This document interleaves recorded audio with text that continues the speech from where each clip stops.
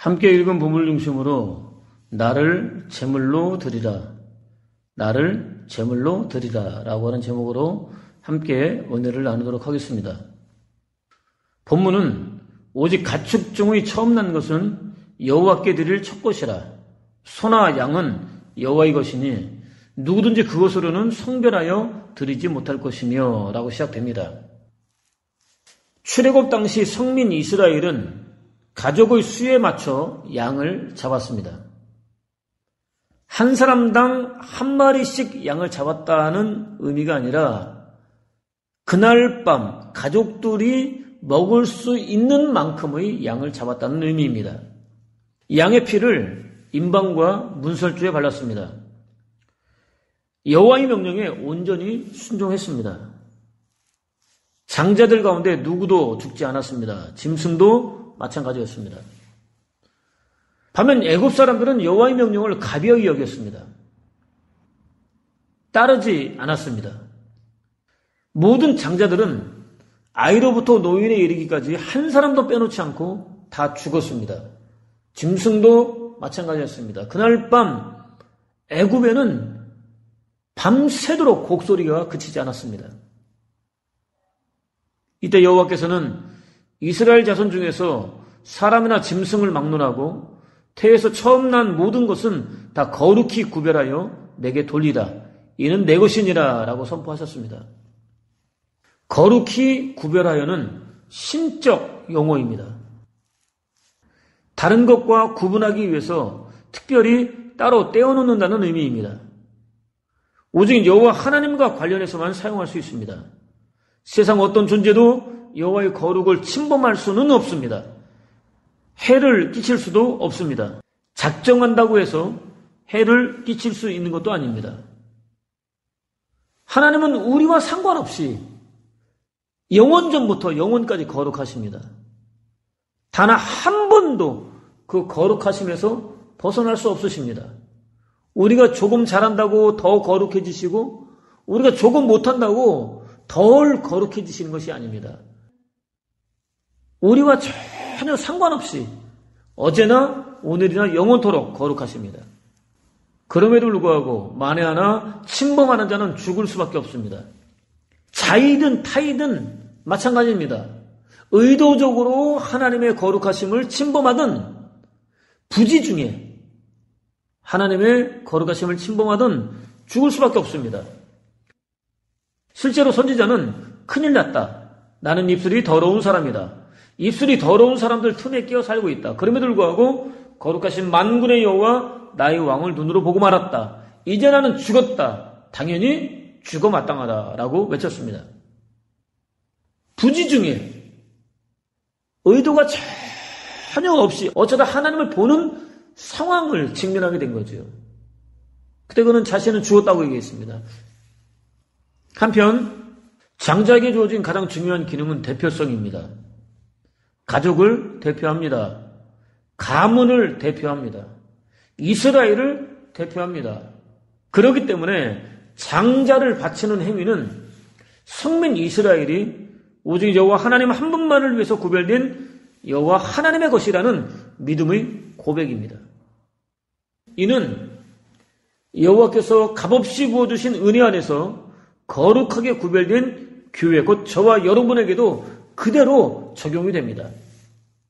교회 곧 저와 여러분 역시 여호와 하나님의 것입니다. 당연히 여호와를 위해서 존재할 수 있어야 합니다.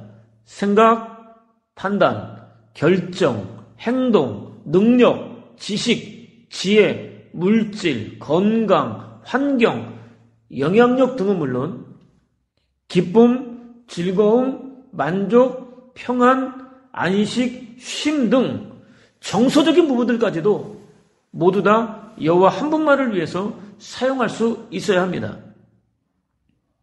저와 여러분이 여호와의 것으로 구별되었다고 한다면 그것들 역시 여호와의 것으로 구별되었기 때문입니다. 그것들 가운데 일부만 구별하여 여호와께 드릴 수 없습니다. 그 정도로 끝내려고 한다면 도둑질입니다. 무지입니다. 불신앙입니다. 대단히 큰 착각입니다. 여호와의 것을 자기의 것으로 생각하고 있다는 의미이기 때문입니다. 본문은 만일 부정한 짐승이면 내가 정한 값에 그 5분의 1을 더하여 물을 것이요 만일 물으지 아니하려면 네가 정한 값대로 팔지니라 라고 이어집니다. 여호와의 것으로 거룩하게 구별되었습니다. 문제는 부정했습니다. 거룩하신 여호와와 전혀 어울리지 않습니다. 이미 여호와의 몫으로 구별되어 있었지만 실제로는 드려질 수 없었습니다. 이런 경우에 해결할 수 있는 방법은 두 가지였습니다. 제사장이 책정해 놓은 값에 5분의 1을 더한 제물을 바치는 것이었습니다. 다른 하나는 사람에게 팔고 판값 전부를 바치는 것이었습니다. 사실 여호와께서는 처음 난 나귀는 양으로 대신 바치고 물러내어라. 물러내지 않으려거든 목을 꺾어라. 죽여라. 너희 자식들 가운데서 장자들은 다 물러내어라. 처음 난 나귀 새끼는 양을 대신 바치고 물러내어라. 물러내기 싫으면 목을 부러뜨려 죽여라. 너희 마다들은 제물을 대신 바치고 물러내야 한다. 아무도 빈손으로는 나 여호와 앞에 나타나지 못한다 라고 명령하셨습니다. 부정한 나귀는 양으로 대신 드리라고 명령하셨습니다. 정결한 짐승을 부정한 짐승을 대신해서 바치라고 명령하셨습니다. 그렇게 하지 않으려거든 반드시 죽여야 한다고 명령하셨습니다. 엄격하셨습니다. 본절의 규례가 초기 규례보다 훨씬 완화되었다는 사실을 확인할 수 있습니다. 규례를 주신 목적은 죽이려는 것이 아니라 살려내는 것이기 때문입니다. 실제로 여호와께서는 부정한 저와 여러분을 살려내기 위해서 거룩하신 아들 예수 그리스도를 세상에 나타내셨습니다. 견디기 힘든 모든 고난과 핍박과 조롱과 멸시를 당하게 하셨습니다. 십자가에 못 박으셨습니다. 물과 피를 다 흘리게 하셨습니다. 죽게 하셨습니다. 무덤에 묻히게 하셨습니다. 저와 여러분이 치러야 할 죄값을 남김없이 모두 다 지불하셨습니다. 본문은 어떤 사람이 자기 소유 중에서 오직 여호와께 온전히 바친 모든 것은 사람이든지 가축이든지 기업의 밭이든지 팔지도 못하고 무르지도 못하나니 바친 것은 다 여호와께 지극히 거룩함이며 온전히 바쳐진 그 사람은 다시 무르지 못하나니 반드시 죽일지니라 라고 이어집니다. 온전히 바치는 봉헌된, 금지된 등의 뜻입니다. 완벽한 파멸을 위해서 바쳐진 것들을 가리킵니다. 죽이기로 결정된 우상 숭배자입니다. 우상 숭배에 빠진 성읍입니다. 여호와의 신성을 모독한 자입니다. 그들의 재산입니다. 사람이든 짐승이든 토지이든 상관없이 절대로 물을 수 없었습니다. 취소될 수 없었습니다. 사람과 생축은 죽였습니다. 토지는 황무지가 되도록 버려두었습니다. 아무리 귀하고 좋은 것이라 할지라도 마찬가지였습니다. 실제로 가나안 족속과의 전쟁에서는 호흡하는 것들은 사람이든 짐승이든 하나도 남기지 말고 모두 다 죽여야 했습니다. 금은 보화 등은 여호와의 곳간에 들여 놓아야 했습니다. 전리품을 얻을 수 없는 특이한 전쟁을 벌여야 했습니다. 이는 전쟁의 승리가 오직 여호와 하나님의 몫이라는 선언이었습니다. 그렇습니다. 여호와 하나님은 고해와 같은 인생을 살고 있는 저와 여러분이 승리할 수 있는 유일한 비결입니다. 특히 불순종은 성민 이스라엘이 타락과 죽음의 길로 들어서는 통로가 될 수 있었습니다. 반드시 법대로 처리되어야 했습니다. 성민 이스라엘은 난공불락이었던 여리고성에서 대승을 거뒀습니다. 비교할 수 없을 정도로 작은 아이성에서는 달랐습니다. 고전을 면치 못했습니다. 급기야 패하여 도망치는 일까지 벌어지고 말았습니다. 하늘을 찌르던 사기는 땅으로 곤두박질 치고 말았습니다. 이유는 하나였습니다. 아간이 전리품 가운데 욕심나는 몇 가지를 여호와의 곳간에 들이지 않고 숨겼기 때문이었습니다. 여호와께서는 이 문제를 해결하라고 명령하셨습니다. 이스라엘을 당신과 마찬가지로 거룩하게 구별하라고 명령하셨습니다. 여호수아는 모든 백성을 한자리에 불러 모았습니다. 제비를 뽑았습니다. 거룩하신 여호와께서 아간의 범죄를 드러내셨습니다.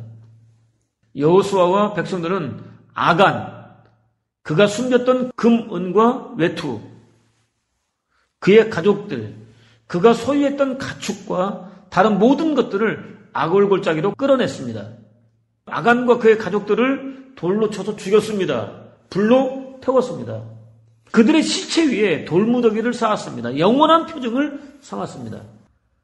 제사장 엘리는 사람이 사람에게 죄를 지으면 하나님께서 그 사이에 서 주시겠지만 사람이 여호와께 죄를 얻는다면 누가 그 사이에서 빌어주겠느냐라고 탄식했습니다. 사람이 사람에게 저지른 범죄는 해결 방법이 있습니다. 여호와께 저지른 범죄 역시 해결 방법이 아주 없다고 할 수는 없습니다. 여호와는 긍휼이 풍성하신 하나님이시기 때문입니다. 구원에 이를 때까지 오래 참고 견디며 기다려주시는 하나님이시기 때문입니다. 그렇지만 한번 진멸의 대상으로 결정된 후에는 다릅니다. 속죄할 방법이 전혀 없습니다. 반드시 여호와의 절대 공의대로 처리할 수밖에 없습니다. 여호와조차도 당신의 공의를 막을 수는 없습니다. 법대로 처리되는 것을 지켜볼 수밖에 없으십니다. 예수 그리스도를 십자가에 못 박으신 것을 통해서 확인할 수 있습니다. 진멸의 대상으로 확정되기 전 여호와께서 오래 참고 기다리며 긍휼을 베풀어주고 계실 때 통회하고 자복하며 회개해야 합니다. 여호와께로 돌아서야 합니다. 본문은 그리고 그 땅의 10분의 1 곧 그 땅의 곡식이나 나무의 열매는 그 10분의 1은 여호와의 것이니 여호와의 성물이다 라고 이어집니다. 성민 이스라엘 가운데 첫 번째 태어난 장자는 물론 짐승도 모두 다 여호와의 몫으로 거룩하게 구별되었습니다.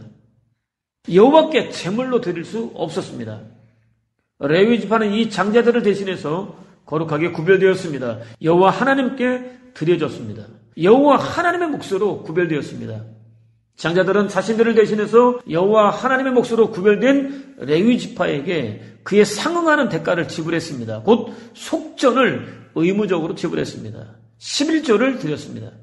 성전 곳간을 풍성하게 채웠습니다. 레위 지파는 이 11조로 생활에 필요한 비용을 충당할 수 있었습니다.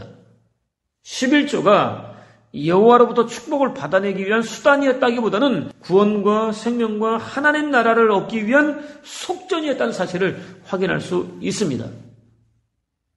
한편 예수 그리스도께서는 허물과 죄로 죽어버린 저와 여러분을 영원한 죽음과 저주와 꺼지지 않은 지옥 불구덩이로부터 건져내고 영원한 구원과 생명과 하나님 나라를 선물로 주시기 위해서 맏아들이 되셨습니다. 속전이 되셨습니다. 11조가 되셨습니다. 희생제물이 되셨습니다. 모진 고난과 핍박을 받으셨습니다. 십자가에 못 박혀 죽으셨습니다. 왕노릇하고 있었던 허물과 죄로부터 저와 여러분을 구원해 주셨습니다. 저와 여러분을 거룩한 성전으로 구별해 주셨습니다. 성전은 벽돌로 쌓아올린 건물이 아닙니다. 예수 그리스도를 자신의 주와 그리스도로 모신 저와 여러분입니다. 성전으로 거듭난 저와 여러분이 예배당에 모일 때 예배당은 비로소 성전이 될 수 있습니다. 성전에 대한 바른 개념을 가질 필요가 있습니다. 예수 그리스도께서는 저와 여러분을 거룩한 성전으로 구별해 주셨습니다. 다른 보혜사이신 성령으로 충만하게 임재하여 계십니다. 저와 여러분들이 느끼지 못할 뿐이지 예수 그리스도께서는 이 시간에도 성령으로 저와 여러분에게 임하여 계신 것입니다. 너희의 온전한 11조 속전 되시는 예수 그리스도를 창고에 들여 나의 집 거룩한 성전으로 구별된 저와 여러분 안에 양식이 있게 하고 그곳으로 나를 시험하여 내가 하늘문을 열고 너희에게 복 곧 영원한 구원과 생명은 물론 더할 나위 없는 기쁨과 즐거움과 만족과 평안과 안식과 쉼으로 충만한 더 이상 눈물과 근심과 염려와 병듦이 전혀 없는 하나님 나라를 쌓을 곳이 없도록 붙지 아니하나 보라라는 약속을 완벽하게 성취해 주셨습니다.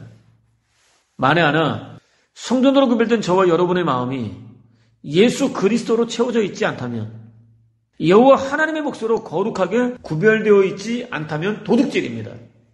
여호와를 대적하는 것과 같습니다. 거룩하신 여호와 하나님이 아니라 지극히 죄친화적인 자신으로 충만한 삶을 살겠다는 의미이기 때문입니다. 여호와가 아니라 자신을 위한 삶을 살겠다는 의미이기 때문입니다. 한편 아브라함 당시 동방 지역의 맹주는 엘람 왕 그돌라오멜이었습니다. 오랫동안 조공을 바치며 섬기던 소돔과 고모라가 주변 족속들과 연합하여 반역하자 즉시 연합군을 조직했습니다. 철저히 진멸했습니다. 에덴처럼 좋아 보이는 소돔과 고모라 지역에 살고 있었던 아브라함의 조카 롯을 포로로 붙잡아갔습니다. 소식을 전해 들은 아브라함은 집에서 훈련시키고 있었던 사병 318명을 불러 모았습니다. 그돌라오멜 연합군을 추격했습니다. 결코 짧지 않은 거리를 달렸습니다. 비로소 여호와께서 자신에게 주겠다고 약속하신 땅을 모두 다 돌아볼 수 있었습니다. 물론 그는 이때 자신이 여호와께서 주시겠다고 약속한 땅을 밟고 있다는 사실을 전혀 깨닫지 못하고 있었습니다. 자신을 향한 여호와의 작정이 얼마나 크고 놀라운지 전혀 모르고 있었습니다. 이는 이삭과 야곱도 마찬가지였습니다. 다윗 때에 이르러서야 애굽강에서부터 그 큰 강 유브라데까지라는 약속의 경계를 구체적으로 확인할 수 있었습니다. 저와 여러분 역시 마찬가지입니다. 저와 여러분을 향한 여호와 하나님의 작정이 얼마나 크고 놀라운지 완벽하게 이해하지는 못합니다. 그렇다고 전혀 알 수 없는 것은 아닙니다. 예수 그리스도 안에서 하나님의 거룩한 자녀로 거듭난 저와 여러분도 아브라함과 이삭과 야곱에게 주어진 여호와의 언약에 얼마든지 참여할 수 있기 때문입니다. 언약은 이미 여러 차례에 걸쳐서 살펴보았습니다. 먼저 땅입니다. 복음의 지경을 확대시켜 주겠다는 의미입니다. 또 자손입니다. 저와 여러분을 천하보다 귀한 영혼들을 영원한 구원과 생명과 하나님 나라로 인도하는 거룩한 도구로 사용해 주시겠다는 의미입니다. 또 복의 근원 곧 통로입니다. 저와 여러분을 복의 근원으로 재창조하셔서 세상에 복을 흘려보내는 통로로 만들어 주시겠다는 의미입니다. 마지막으로 원수의 성문을 얻는 것입니다. 어떤 환경과 상황과 조건 속에서도 반드시 승리를 얻게 해주시겠다는 의미입니다. 때로 그리스도인이라는 이유 하나만으로 머리가 깨지고 피가 터져나올 정도로 심하게 맞을 수 있습니다. 자존심에 심한 생채기가 생길 정도로 초라해질 수도 있습니다. 광야를 정처 없이 방황할 수도 있습니다. 아예 사람 대접조차 받을 수 없는 불합리한 상황 속에 던져질 수도 있습니다. 그래도 결론은 언제나 같습니다. 완벽한 승리입니다. 이것이 저와 여러분을 향한 여호와의 창세전 작정입니다. 창세 때부터 언약으로 주어져 있습니다. 상상조차 할 수 없었던 놀라운 축복입니다. 당장은 희미해 보일지라도, 아니 그림자조차 보이지 않을지라도 무조건 이루어지게 되어 있습니다. 지극히 어둡고 황당한 현실이 아니라 놀라운 작정을 품고 계신 여호와를 바라보아야 하는 이유입니다. 아브라함은 드디어 다마스커스 호바라는 지역에 이르렀습니다. 그곳에서 야영하고 있던 그돌라오멜 연합군을 따라잡았습니다.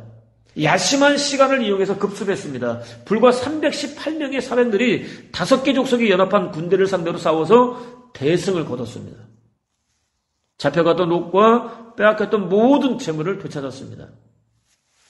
여호와께서 앞장서서 싸워주신 결과였습니다. 여호와의 완벽한 승리였습니다. 아브라함도 충분히 깨닫고 있었습니다. 실제로 그는 돌아오는 길에 멜기세덱을 만났습니다. 멜기세덱은 살렘 왕입니다. 지극히 높으신 하나님의 제사장입니다. 의의 왕입니다. 평화의 왕입니다. 아버지도 없고 어머니도 없고 족보도 없습니다. 삶의 시작도 끝도 없습니다. 영원한 제사장입니다. 예수 그리스도와 방불합니다. 승리하고 돌아오는 아브라함을 맞아 주었습니다. 축복해 주었습니다. 아브라함은 그에게 전리품 가운데 10분의 1을 구별하여 주었습니다. 드렸다 또는 바쳤다라는 표현이 훨씬 적절해 보입니다. 멜기세덱의 제사장 직분을 인정하는 행위였기 때문입니다. 동시에 완벽한 승리를 허락해 주신 여호와께 감사드리는 행위였기 때문입니다. 11조를 바치는 행위가 셈족 이외의 문화권에서도 폭넓게 시행되고 있었다는 사실을 확인할 수 있습니다. 11조의 성격을 확인할 수 있습니다. 반드시 지켜야 할 의무나 규례가 아니었습니다. 갚을 수 없는 은혜를 입은 자들이 속으로부터 자발적으로 우러나와서 드리는 감사 표시였습니다. 본문은 또 만일 어떤 사람이 그의 11조를 물으려면 그것에 5분의 1을 더할 것이요 모든 소나 양의 11조는 목자의 지팡이 아래로 통과하는 것에 10번째의 것마다 여호와의 속물이 되리라. 그 우열을 가리거나 바꾸거나 하지 말라. 바꾸면 둘 다 거룩하리니 무르지 못하리다 라고 이어집니다. 속으로부터 11조를 하고 싶은 마음이 자발적으로 우러나왔습니다. 드리기로 서원했습니다. 시간이 지나면서 마음이 바뀌었습니다. 무르고 싶어졌습니다. 짐승의 정가에 5분의 1을 더해서 바치면 물을 수 있었습니다. 다만 우열 곧 좋고 나쁨 때문에 물을 수는 없었습니다.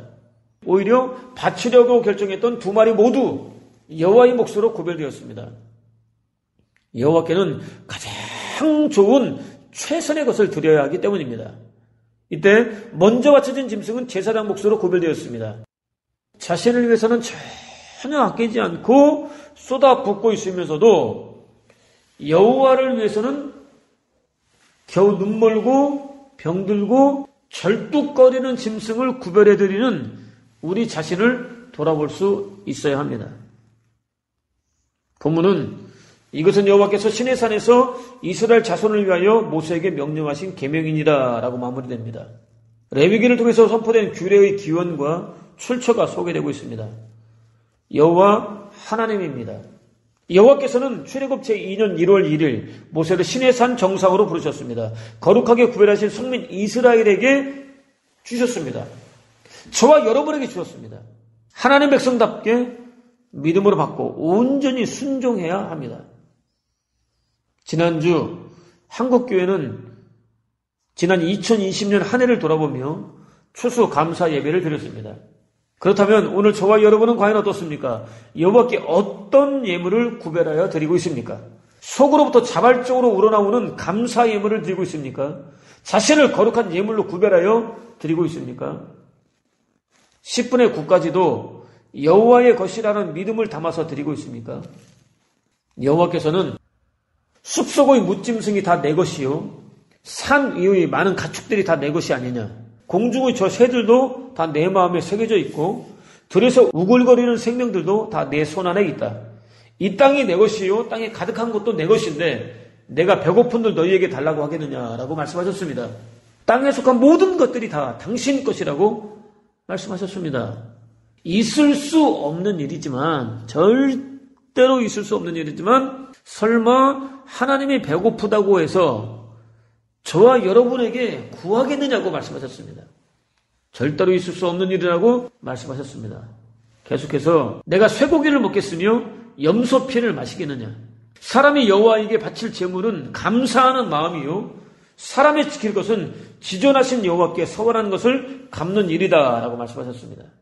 당신이 저와 여러분에게 구하는 진정한 제물은 짐승이 아니라 감사하는 마음이라고 말씀하셨습니다.